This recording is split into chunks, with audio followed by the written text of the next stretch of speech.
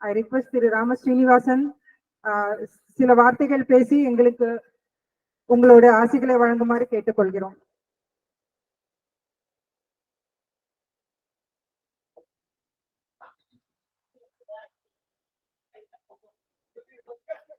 என்னதான் பேச்சு வரும்.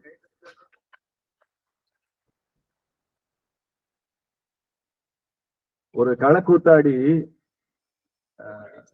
சின்ன சின்ன வளையத்துக்கு உடலை உள்ள விட்டு புகுந்து வெளியில வருவாங்கல்ல, அப்படி ஒரு களை கூத்தாடி தெருவுல வித்த காட்டிட்டு இருந்தானா. சின்ன வளையமா இருக்கு, அதுக்குள்ள முழு உடவுல உள்ள விட்டு வெளில வர்றான். இத பார்த்துக்கிட்டு இருந்த ஒரு திருடன், இவன் நமக்கு நல்ல பயன்படுவானே அப்படின்னு ஒரு நாள் ராத்திரி 12-1 மணிக்கு அவனை அழைச்சு ஒரு தெருவுல இருட்டா இருக்கு ஒரு வீட்டுக்கு கூட்டிட்டு போய் அந்த மாடியில ஏறி, அந்த ஜன்னல் ரொம்ப சின்னதுப்பா, வென்டிலேட்டர் அதுக்குள்ள உடைச்சு நீ உடம்புக்குள்ள போய் திருடி கொண்டு வரணும், அதுக்கு எடுக்கிறதுல ஆளுக்கு பாதி அப்படின்னு கமிஷன் பேசிட்டான். அப்போ அந்த திருட மேல எல்லாம் ஏறி நின்றுட்டு, எல்லாம் சரி, நான் உடலெல்லாம் உள்ள வளைச்சிட்டு போயிருவேன், ஆனா என்னால கொட்டடிச்சா தான் உள்ள கூட நுழைய முடியும் அப்படின்னு சொன்னான். ராத்திரி 1 மணிக்கு கொட்டடிச்சா என்ன ஆகும்? அது மாதிரி அரசியல்வாதிக்கு அப்படிதான், கொட்டடிச்சாதான் நுழைய முடியுமா, நீங்க கை தட்டினாதான் எங்களுக்கு பேச்சு வரும். அதனால திருடன் கதையை சொல்லி ஆரம்பிக்க கூடாது இந்த இடத்துல. இருந்தாலும் ஒரு நகைச்சுவைக்காக இங்க வரும்போது ரொம்ப மகிழ்ச்சியா இருக்கு. இந்த மதுரையில இவ்வளவு பேர் நல்லவங்க இருக்கீங்க அப்படின்றதுக்கான ஒரு அடையாளம் இது. இந்த காலத்துல கூட ஆன்மீகத்துல இவ்வளவு பற்றுள்ள பெரிய ஒரு ஐயா ராமசுப்பிரமணியன் அவர்கள், மரியாதைக்குரிய டாக்டர், தர்மாதிகாரியாக காஞ்சி மடத்துல இருக்கக்கூடிய வந்திருக்காங்க. Doctor Sudha, correspondent Sundareswarar school Melur இங்க இருக்கிறாங்க. மரியாதைக்குரிய நிறுவனர் ஐயா ராகவேந்திர சர்மா இங்க வந்திருக்கிறாங்க. இதையெல்லாம் தொகுத்து நடத்தி கொண்டு வரவேற்புரையும் நடத்தி கொண்டிருக்கிற டாக்டர் TJ ஸ்ரீதரன் ஐயா இங்க இருக்காங்க. எனது அன்பு நண்பர் கேரளால இருந்து வந்திருக்கிறாரு. இன்னொரு அன்பு நண்பர் பஹ்ரைன்ல இருந்து இந்த நிகழ்ச்சிக்காகவே வளைகுடா நாட்டில இருந்து இங்க வந்திருக்கிறாரு. உங்கள் அனைவருக்கும் எனது அன்பு வணக்கங்களை தெரிவித்துக் கொள்கிறேன். நாடு முழுக்க சுற்றி பார்த்த பல பேருக்கு தெரியும், இந்தியாவில் ஏதாவது ஒரு மாநிலத்துல பக்தி ரொம்ப அதிகமா இருக்குன்னா அது தமிழ்நாடு. தமிழ்நாட்டுலதான் பக்தி இவ்வளவு அதிகமா இருக்கு. மத்திய பிரதேசல இருந்து ஒரு பேராசிரியர் வந்திருந்தாரு. தமிழ்நாடு முழுக்க நான் அவரை கூட சுற்றி பார்ப்பதற்காக போனேன். நாங்க போனப்போ அவர் ஆச்சரியப்பட்ட ஒரு விஷயம், எல்லா ஊர்லயும் நாங்கெல்லாம் பக்தியோட இருக்கிறோம், கடவுளை வழிபடுறோம். ஆனா தமிழ்நாட்டுல இருக்கிற எல்லா ஹோட்டல்லையும் கல்லாப்பேட்டியில கேஷ்ல உட்கார்ந்து இருக்கிறவரு வெறும் கேஷ் மட்டும் ஹேண்டில் பண்ணலைங்க, எல்லா கேஷ் பாக்ஸ்லயும் விபூதி குங்குமம் வேற இருக்கு, எதுக்குன்னு கேட்டாரு. ஹோட்டல்ல கல்லாப்பேட்டியில எதுக்கு விபூதி குங்குமம் வச்சிருக்காங்க அப்படின்னு கேட்டாரு. நான் சொன்ன, பல பேரு சாப்பிடுறதுக்கு முன்னால விபூதி அணிந்துட்டு திருமணிட்டு தான் பல சாப்பிடுவாங்க இங்க. அதனால தெய்வத்தை நினைத்து விட்டு தான் உணவு இருந்துவோம். முதல்ல இறை வணக்கம், அப்புறம் தான் இறை வணக்கம். அதனால விபூதி குங்குமம் அந்த இடத்துல இருக்கணும், அது ஒரு சர்வீஸ் அப்படின்றதுக்காக வச்சிருக்கிறாங்கன்னு சொன்னப்போ அவர் சொன்னாரு, வேற எந்த மாநிலத்திலையும் இப்படி நீங்க கல்லாப்பட்டியில கூட விபூதி குங்குமம் பார்க்க முடியாதுங்க, தமிழ்நாட்டுலதான் இருக்கு. எனது நண்பர் ஒருத்தர் கொஞ்சம் அடிக்கடி ஜெயிலுக்கு போயிட்டு வராருன்னு வச்சுங்க. அப்படி இருக்கிறவங்களும் நண்பர்கள் தான், வேற வழி இல்லை. அவர் சொல்லுவாரு, சிறை கைதிகள்னு நம்ம ஒதுக்கி வைக்கிறோம், சட்டப்படி தண்டிக்கிறோம், அதெல்லாம் உண்மைதான், தண்டிக்கப்பட வேண்டியவங்க தான். ஆனால் சிறைக்குள்ள நீங்க எல்லா செல்ஸ்லயும் போய் பாத்தீங்கன்னா, சிறை செல்லு தான் அந்த அடைச்சு வச்சிருக்கிற இடத்துல அவனுக்கு கையில கிடைச்ச ஏதாவது ஒன்றை வச்சு, அது ஒரு கரிக்கட்டையோ பென்சிலோ இல்ல வெறும் நகத்தை வச்சு ஏதாவது ஒன்றை வச்சு அந்த செல்லுல ஒரு வேல் வரைஞ்சிருப்பான், ஒரு சூலம் வரைஞ்சிருப்பான், ஒரு முருகன் படம் வரைஞ்சிருப்பான், இல்ல மயில் வரைஞ்சிருப்பான். ஏதாவது ஒரு பக்திக்கான அடையாளம் இல்லாத ஒரு செல்லு கூட தமிழ்நாட்டுல இருக்காது அப்படின்னு சொல்றாரு எனது நண்பன். அவனுக்கு அது தேவை. ஜெயில இருக்கிற கைதினா கூட அவனுக்கு ஒரு வேல், வழிபாடுக்கு ஒரு வேல் தேவை. இல்ல ஒரு பிள்ளையார் சொல்லியாவது போட்டு வச்சிருப்பான், அதை பார்த்து தினசரி அவன் சாமி கும்பிடுவான். அப்படிப்பட்ட ஒரு மண் இந்த தமிழ்நாடு மண். 48,000 கோயில்கள் இருக்கிற இன்னொரு மாநிலம் இந்தியா மாத்திரம் இல்லைங்க, உலகத்துல எந்த மாநிலத்திலையும் 48,000 கோயில்கள் கிடையாது. நம்ம ஊர்ல தான் 48,000 கோயில். அதுல HRNCல இருக்கிற கோயில் ஒரு 20, 28, 30,000 கோயில் இருக்கு. மத்தெல்லாம் பிரைவேட் கோவில். தனியார் கோயில்கள் கொஞ்சம் நல்லா இருக்கும், பொலிவா இருக்கும், சிறப்பா நடக்கும். HRNCல எப்படி இருக்கும் நமக்கு தெரியும், ரொம்ப பேச வேண்டியது. ஆம புகுந்த வீடும் அரசாங்கம் புகுந்த வீடும் உருப்படாது அப்படிங்கிறதுக்கு நம்ம கோயில்கள் ஒரு உதாரணம் சொல்லலாம். அப்படி 48,000 கோயில்களை பார்த்து பார்த்து கட்டி இருக்கிறான் ஒவ்வொரு தமிழனும். இங்க கட்டியிருக்கிறான். ஊரு கோயில் இல்லாத ஊர்ல குடியிருக்க வேண்டாம்னு சொல்லியிருக்கான். ஆலயம் தொழுவது சாலவும் நன்றுன்னு சொல்லியிருக்கான். அவ்வளவு பக்தி. பழனிக்கு பாத யாத்திரை போறவங்க, அந்த காவடி எடுத்துட்டு போறவங்க, அலகு குத்திட்டு போறவங்க, தன்னை வருத்தி கொள்ளுதல் தான் தவம் என்று நினைத்து உடம்பெல்லாம் அலகு குத்திட்டு அவங்க போற அந்த பக்தி எல்லாம் பார்த்தீங்கன்னு வச்சுங்க, அப்படியே நமக்கு கண்ணுல இருந்து தண்ணீர் கொட்டும். நீங்க அந்த பாத யாத்திரை போறவங்க ராத்திரியில ஓய்வுக்காக படுத்திருப்பாங்க சாலையில, தலை எப்படி வச்சு படுத்திருப்பான். சாலையில வாகனங்கள் போகும், லாரி, கண்டெய்னர், வேன் எல்லாம் போகும். இவன் தலைக்கும் அந்த லாரி டயருக்கு உள்ள வித்தியாசம் ஒரு அங்குலம் கூட இருக்காதுங்க. ஒரு அங்குலம் கூட இருக்காது. கலைச்சு தூங்குவான், அப்படி இருக்கும். இந்த தலையில லாரி, அந்த டிரைவர் லேசா அசந்தா ஒரு 50, 60 பேரோட தலை மேல ஏறிதான் போகும். அப்படி இருக்கும். நீங்க நான் பல தடவை அந்த வீடியோ எல்லாம் கூட உங்களுக்கு அனுப்புறேன், பாருங்க. பல முறை அவங்ககிட்ட கேட்டிருக்கேன், என்னையா இப்படி தலை வச்சு படுக்காம இங்கிட்டு தலை வச்சு படுத்தா காலையாவது ஏத்திட்டு போவானே, இது தலையை கொடுக்கறது எவ்வளவு பெரிய ரிஸ்க், ஏன் இப்படிலாம் படுக்கிற? ஏங்க, முருகன் பாத்துக்குவாங்க. இந்த டயர் எல்லாம் நமக்கு ஒரு பெரிய விஷயமா? முருகன் இருக்கிறான் என்னை காப்பாத்துறதுக்கு, நான் ஏன் லாரி டயருக்கு பயப்படணும்? எவ்வளவு பக்தி பாத்தீங்களா? முருகன் இருக்கான் என்னை காப்பாத்துறதுக்கு, லாரி டயர் என்ன செய்யும்? இங்க மதுரையில பிஷப் ஹவுஸ்ல எனது நண்பர் பெயிண்டரா வேலை செஞ்சார். பிஷப் ஹவுஸ் அங்கே பொதுவா அந்த மாதிரி கிறிஸ்தவ நிறுவனங்கள்ல இந்துக்கள் பணியாற்றினா கூட ரொம்ப இந்து அடையாளங்களோட இருக்க அவங்க விரும்ப மாட்டாங்க. ஆனா என் நண்பர் கையெல்லாம் கயிறு கட்டியிருப்பாரு, பெரிய குங்குமம் வச்சிருப்பாரு, விபூசி இருப்பாரு, என்னென்ன அடையாளம் எல்லாமே வச்சிருப்பாரு. அவர்கிட்ட ஒரு நாள் கேட்டேன், நீ பிஷப் ஹவுஸ்ல வேலை செய்யற, பெயிண்டரா இருக்கிற, இப்படி நீ எல்லா அடையாளத்தோட இருக்கப்பா, இது எப்படி அவங்க அனுமதிக்கிறாங்களா? இது நல்ல விஷயமா இருக்கு, அவங்க அனுமதிச்சா அவங்கள பாராட்டணுமே. அப்ப அவர் சொன்னார், அவங்க அனுமதிக்கிறாங்களா இல்லையாலும் எனக்கு தெரியாது, நான் 7வது மாடி 8வது மாடியில அந்தரத்துல தொங்கி சாரத்துல தொங்கிக்கிட்டு நான் பெயிண்ட் அடிச்சுட்டு இருப்பேன். எனக்கு எந்த பாதுகாப்பு இல்லை, லேசா கரணம் தப்புனா மரணம். நான் கும்பிடுற சாமி என் கூடவே இருக்கணும்பா, அதுதான் நான் இதெல்லாம் கட்டி வச்சிருக்கிறேன் அப்படின்னு சொல்லுவார். என் சாமி தான் என்னை காப்பாத்தது. அந்த அளவுக்கு தமிழ் மக்கள்கிட்ட பக்தி ரொம்ப அதிகம். பக்தி அதிகம். சாமி கும்பிடாம சாப்பிட மாட்டாங்க, மாலையில விளக்கேற்றாம இருக்க முடியாது, கோவிலுக்கு போவாங்க, விரதம் இருப்பாங்க, பாத யாத்திரை போவாங்க. இதெல்லாம் அபரிமிதமான பக்தி தமிழ்நாட்டுல. வேற மாநிலங்கள்ல இருந்தா கூட தமிழ்நாட்டுல ரொம்ப அதிகமா இருக்கு இந்த பக்தி. தமிழ்நாட்டுலதான் தமிழ்ல பக்தி இலக்கியம்னே ஒரு கிளாசிபிகேஷன் இருக்கு. ஹிந்தியில பக்தி லிட்டரேச்சர்னு ஒரு கிளாசிபிகேஷன்லாம் கிடையாது. சமஸ்கிருதத்துல நிறைய லிட்டரேச்சரே பக்தி லிட்டரேச்சர் தான். அதனால தனியா சொல்றதுக்கு ஒண்ணு இல்லை.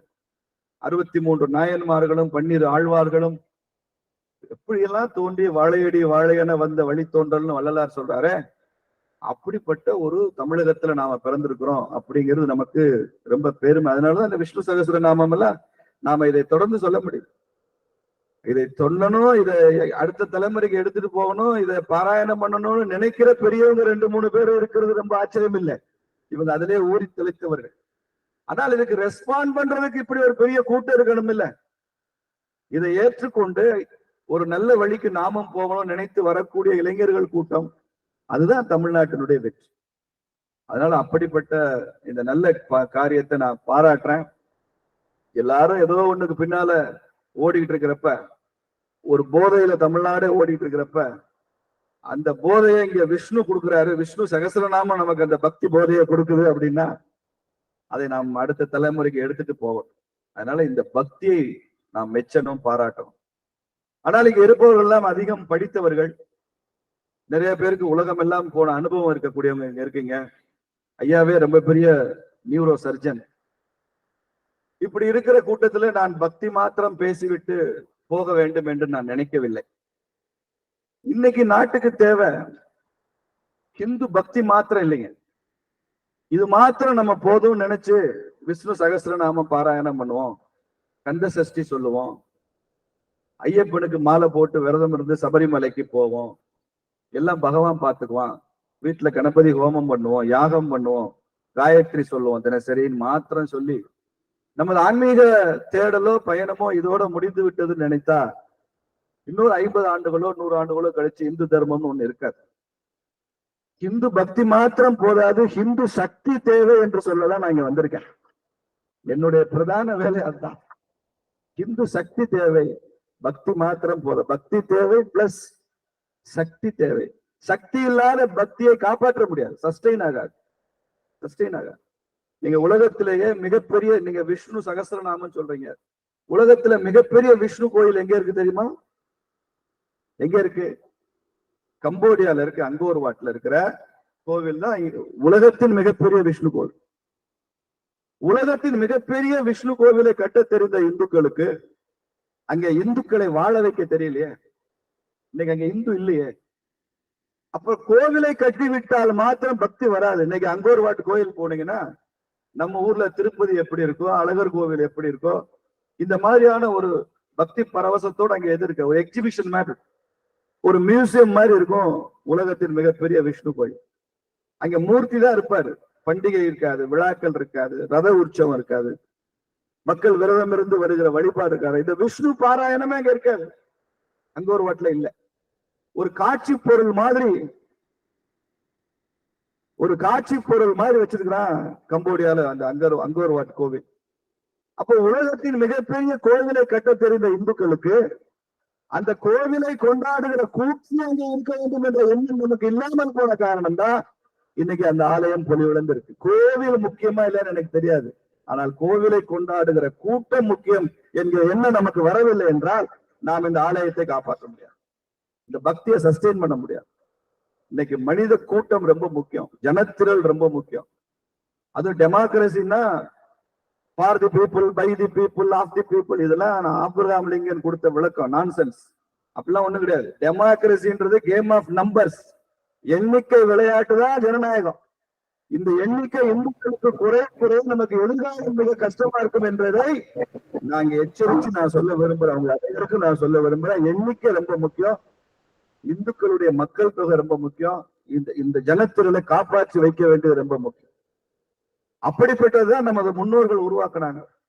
எப்பெல்லாம் அதர்மம் கோல வச்சதோ, தர்மத்துக்கு சவால் வந்ததோ, அப்ப எல்லாம் பல பெரியோர்கள் தோன்றி அந்த தர்மத்தை நெறிப்படுத்துற வேலை செஞ்சிருக்காங்க. நந்த வம்சம் அப்படிதான் அதர்ம வழியில போனாங்க.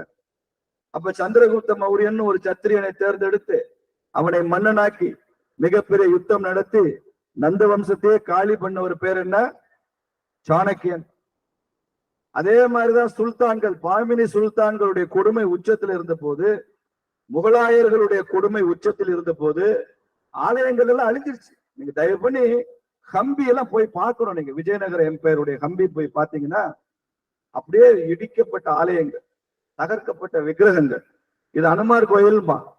நம்ம வாசல்ல நின்று செருப்பை கலட்டிட்டு உள்ள போலாம். அனுமார்னா இல்ல, நீங்க செருப்பு போட்டே வாங்க, இங்க ஆஞ்சநேயர்லாம் இல்ல, வெறும் கட்டடம் தான் இருக்குமா. ஆஞ்சநேயர் அப்படியே தகர்த்து அந்த விக்கிரகத்தை முழுக்க உடைச்சு எடுத்து எங்கேயோ போயிட்டு 500 வருஷத்துக்கு முன்னால காணும். அந்த விக்கிரகம் காணா, வெறும் கட்டடம் மட்டும் இருக்கு. எங்கு பார்த்தாலும் அந்த மிச்ச சொச்சங்கள். உங்களுக்கு ஹார்ட் பேர்னிங் வராம, அல்சர் வராம நீங்க திருப்பி வர முடியாது ஹம்பிக்கு போனீங்கன்னா. அப்போ நமது கோயில்களை கூட நம்மால் காப்பாற்ற முடியவில்லை என்றால் நமக்கு இந்த பக்தியினால என்ன பலன்னு கேட்க விரும்புறேன். பக்தினா நமது ஆலயங்களை காப்பாற்றணும், நமது பெருமையான பண்பாட்டு சின்னங்களை நம்ம காப்பாற்றணும். அதற்கு ஒரு ஆபத்து வரும்போது நாம் குரல் கொடுக்கணும். இன்னைக்கு கத்தி எடுத்து, ரத்தம் எடுத்து, வேல் எடுத்து யுத்தம் பண்ண வேண்டிய அவசியம் இல்லை. அதெல்லாம் சத்ரபதி சிவாஜி காலத்தோட முடிஞ்சு போச்சு. இன்னைக்கு ஜனநாயகத்துல குறைஞ்சபட்சம் ஒரு வாய்ஸ், ஒரு ப்ரொட்டஸ்ட், ஒரு அஜிடேஷன், ஒரு சோசியல் மீடியால ஒரு போஸ்டர், ஒரு பெரிய கூட்டத்தை வைத்துக் கொண்டு ஒரு உண்ணாவிரதம், இதையும் செய்ய தவறுனா ரொம்ப சிரமமா போகும் என்பதை உங்களுக்கு எச்சரிக்கிறேன். பல சமயங்கள்ல என்னைக்குமே கிருஷ்ணர் ஆட்சி நடந்துட்டே இருக்காது ஜனநாயகத்துல. இரணியன் ஆட்சியும் நடந்துகிட்டு தான் இருக்கும். 5 வருஷத்துக்கு இரணியன் ஆட்சி நடக்கும், கம்சன் ஆட்சியும் நடந்து கொண்டுதான் இருக்கும். அதனால இது சன்னு மட்டும் நினைக்காதீங்க, கம்சன். அதனால அப்படிப்பட்ட ஆட்சி நடக்கும் போது தர்மத்தை நாம எப்படி காப்பாற்றுறோம்? நீங்க விஜயநகர எம்பையர் நடக்கும் போதுதான் ஒரு குரு வித்யாரண்யர், கரிகர் புக்கர்னு 2 இளைஞர்களை விஜயநகர சாம்ராஜ்யத்தை நிறுவ வச்சாரு. ஒரு 500 வருஷம் அந்த எம்பையர். அது இல்லைன்னா நம்ம எல்லாம் என்ன ஆயிருப்போம்னு தெரியாது. சமர்த்த ராமதாசர் ஒரு சத்ரபதி சிவாஜி இந்து சாம்ராஜ்யம் உருவாகணும்னு சொன்னார். இப்படி ஒவ்வொரு காலகட்டத்திலையும் பெரிய பெரிய மகான்கள் இவர்கள் எல்லாம் பெரும்பாலும் பிராமணர்கள். பிராமண தர்மம் என்ன? பிராமண தர்மம் கத்தி எடுத்துட்டு போராடுறது இல்லை. ஆனால் அதர்மம் தர்மத்துக்கு ஒரு ஆபத்து வந்தால் பிராமண தர்மம் என்பது மக்களை தயாரித்து அந்த யுத்தத்தை நடத்த செய்வதும் பிராமண தர்மம் தான் என்றுதான் நமது முன்னோர்கள் நிரூபிச்சிருக்கிறாங்க. அதை செஞ்சு காமிச்சிருக்காங்க. அப்படிதான் சமர்த்த ராமதாசர் வந்தாரு, அப்படிதான் ஒரு ராமகிருஷ்ண பரமஹம்சர் உருவானாரு, அப்படிதான் குரு வித்யாரண்யர் வந்தாரு, அப்படிதான் சாணக்கியர் வந்தார். அப்படி எப்பெல்லாம் தர்மத்துக்கு அந்த அந்த ஆபத்து வருகிறதோ அப்போதெல்லாம் நாம் அதை எடுத்து செய்வதற்கு என்னென்ன முயற்சிகள் என்று நாம் செய்யணும். இந்த ஹிந்து சக்தி ரொம்ப முக்கியங்க. அதனால விஷ்ணு சகஸ்ரநாம பாராயணம் சொல்கிற இடங்கள்ல எல்லாம் நீங்க அதோட முடிச்சிடாம உணர்வை உருவாக்கும். தீண்டாமைக்கு இந்து மதத்தில் இடமே இல்லை என்பதை திரும்பி சொல்லியே தீரணும். தீண்டாமைக்கு இந்து மதத்துல இடம் இல்லை. 1000 ஜாதிகள் நம்மகிட்ட உண்டு. அத்தனை ஜாதிகளை இந்த பாராயண கூட்டத்துல நம்ம உருவாக்கும். 1000 ஜாதி இருக்கட்டும், அதெல்லாம் நீங்க கல்யாணம், காது குத்து, விசேஷம் எல்லாம் வச்சுக்கோ. ஜாதி ஒழிக்கணும்னு சொல்லவே இல்லை. ஆனால் அதை கடந்து இன்னொரு டெஸ்டினேஷன் இருக்கு. அது நாம எல்லாம் இந்துன்ற டெஸ்டினேஷன். இந்துவாக இருப்பது தன்மானம், வேறு மதத்துக்கு செல்வது அவமானம் என்ற கருத்தை இந்து சமுதாயத்துல நாம திரும்ப திரும்ப சொல்லணும். இந்துக்களுடைய மக்கள் தொகை ரொம்ப முக்கியம். மதமாற்றம் என்பது தவறு. யாருடைய அப்பா அம்மா என்ன மதமோ அந்த மதத்துல இருங்க. நான் சொல்ல பாரதிய ஜனதா கட்சியோட அதே கருத்து தான் சொல்றேன். உங்க அப்பா அம்மா கிறிஸ்தவரா, நீ நல்ல கிறிஸ்தவரா. உங்க அப்பா அம்மா முஸ்லீமா, நீ நல்ல முஸ்லீமா. உங்க அப்பா அம்மா இந்துவாக இருந்தால் வாழும் போதும் சாகும் போதும் நீ இந்துவாக இருந்துதான் போகணும்ன்றதான் நாம எடுத்து சொல்கிற கருத்து. மதம் மாற்றுகிற உரிமை யாருக்கும் கிடையாது. இதெல்லாம் சொல்லணும்ல. அப்பதான் நமது பக்தியை நம்ம காப்பாற்ற முடியும். இன்னைக்கு தமிழ்நாட்டுல பல கோவில்கள்ல அந்த தேர் திருவிழா, சாமி உற்சவமூர்த்தி வருவார்ல, இப்பெல்லாம் பாரம்பரியமா போன ரூட்ல சாமி போக முடியல, மாத்தி வேற ரூட்ல விடுறான். என்ன காரணம்னா அல்ல அங்க உள்ளவங்க எதிர்ப்பாங்க அப்படிங்கிற பெரிய. நான் கோவில்கள் பேரெல்லாம் சொல்ல முடியும், காலம் கருதி அதை குறைச்சிக்கலாம். என்ன காரணம்? அங்க உள்ளவங்க ஏன் எதிர்க்கிறாங்க? ஏன் எதிர்க்கணும்? நாளைக்கு இந்த அழகர் கள்ளழகர் கோரிப்பாளையத்துல வைகையில இறங்குறாரு, ஆத்துல இறங்குறாரு. நாளைக்கு தல்லாகுளத்துல இருந்து ஆற்றுக்கு வர்ற வரி வரைக்கும் யாராவது மக்கள் நாங்க இந்த பக்கம் அழகர் வரக்கூடாதுன்னு எதிர்க்க மாட்டாங்கன்னு ஏதாவது உத்தரவாதம் இருக்கா? அப்படி எதிர்த்தாங்கன்னா அழகர் என்ன வேற ஆல்டர்னேட் ரூட்ல டேக் டைவர்ஷன் இன்னொரு பக்கம் போவார் அழகரு சொல்லு? அப்படிலாம் எது கேரண்டி கிடையாது. அப்போ இந்த பக்தி ரொம்ப முக்கியம். அதை விட இந்த இந்து சக்தி ரொம்ப முக்கியம். அதை நாம் புரிந்து கொள்ளணும். குறிப்பா பெண்களுக்கு சொல்றேன். எப்பெல்லாம் அதர்மம் தள்ள தூக்குதோ பாகவதத்துல சொல்லப்பட்டிருக்கு. அப்ப அதிகம் பாதிக்கப்படுபவர்கள் பெண்கள் அப்படின்னு பாகவத புராணத்துல சொல்றார். அதனால ஆண்களை விட பெண்களுக்கு தான் தர்மத்தின் ஆட்சி நடக்கணும்ன்றதுல அதிக அக்கறை பெண்களுக்கு இருக்கணும். ஏன்னா அதுல அதிகம் பாதிக்கப்பட போறது பெண்கள் தான். அதனால நான் இதெல்லாம் எலெக்ஷனுக்காக பேசியிருந்தா ஏதோ ஓட்டு வாங்க கேட்கிறாருன்னு சொல்லியிருப்பீங்க.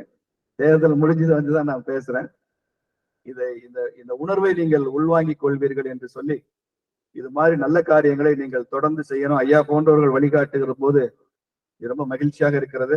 நானும் கூட இன்னைக்கு வந்த இந்த நிகழ்ச்சியினுடைய ஒரு இன்ஸ்பிரேஷனா எடுத்துக்கிட்டு இந்த விஷ்ணு சகஸ்ரநாமத்தை கொஞ்சமாவது மனப்பாடம் மொழி முடிதான் முயற்சி பண்ணி பாக்குறேன். முடியும் தான் நினைக்கிறேன் நான். அதனால அந்த வாய்ப்பையும் எனக்கு நீங்கள் கொடுத்திருக்கிறீர்கள். எனக்கு இங்கே வரவழைத்து இப்படி உங்களிடம் எனது கருத்துக்களை சொல்ல வாய்ப்பு கொடுத்த உங்கள் அனைவருக்கும் எனது நன்றியையும் வணக்கங்களையும் தெரிவித்து விடைபெறுகிறேன். பாரத் மாதா கி ஜெய்.